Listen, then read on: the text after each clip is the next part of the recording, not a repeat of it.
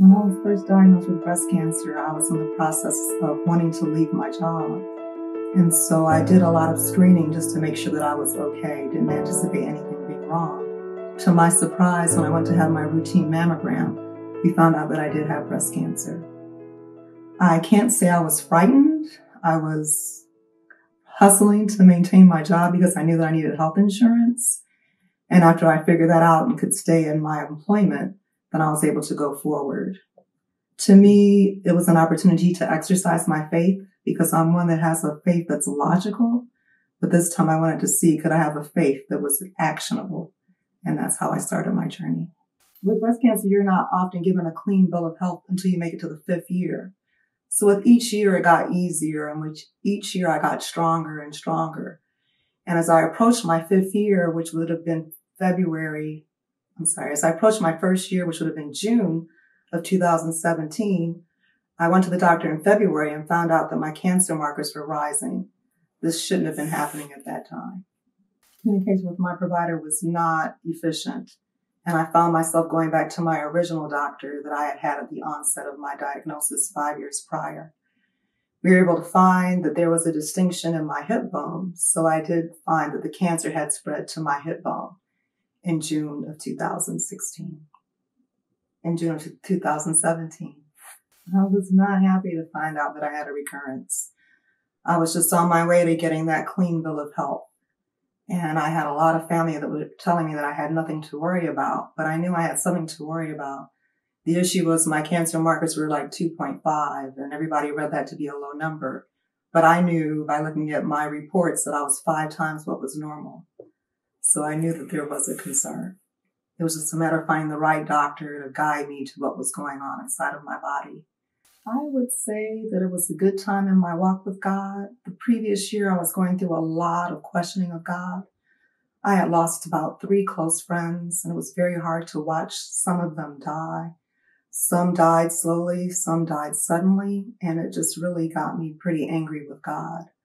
So it was during that time that I had to work through those issues and get through the survivor's remorse and look at the fact of, God is good regardless of what outcomes we see around us.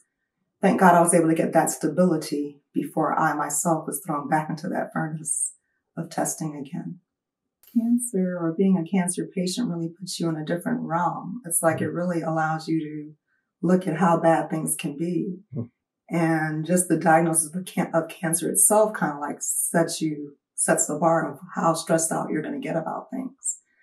So when I got my re-diagnosis to look and see what was God going to do with this one, I was puzzled. I'm like, there's nothing that he can do that I'll stop praising him. There's nothing that he hasn't done, but I haven't given him all of this glory and praise.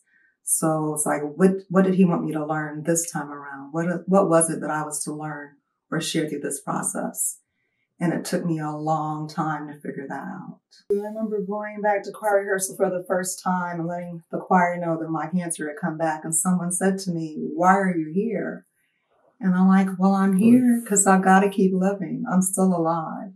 So I can't stay at home and cry about it. I can't stay at home and be down about it. I have to look at all that God has done for me.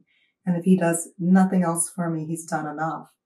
And I often play these word games in my mind, and I'm not a biblical scholar by any means. But sometimes I look at faith and I look at trust. And I did a poll on Facebook, and most people said that they're the same. And they probably are. But for me, I believe that your faith can be in a gradient. So I can have days when I have high faith. I can have days when I have low faith. But to me, Regina's concordance, I feel like with trust, either I trust God or I don't. And when I get down to the basics of it, I have to decide if I trust God or if I don't. I recall talking with Allison Daly, who's been a very strong support for me. And she was a strong support for me when I first got started on the journey. And then we pretty much got diagnosed, she for the first time, me for the second time at the same time. And she ran up to me and she said, "Regina, I didn't know what I was talking about when I was helping you before, because there's something about being a cancer patient and helping another cancer patient." And one thing that she has said to me that helps me tremendously is I see the doctor every 2 months. for a period, it was every month.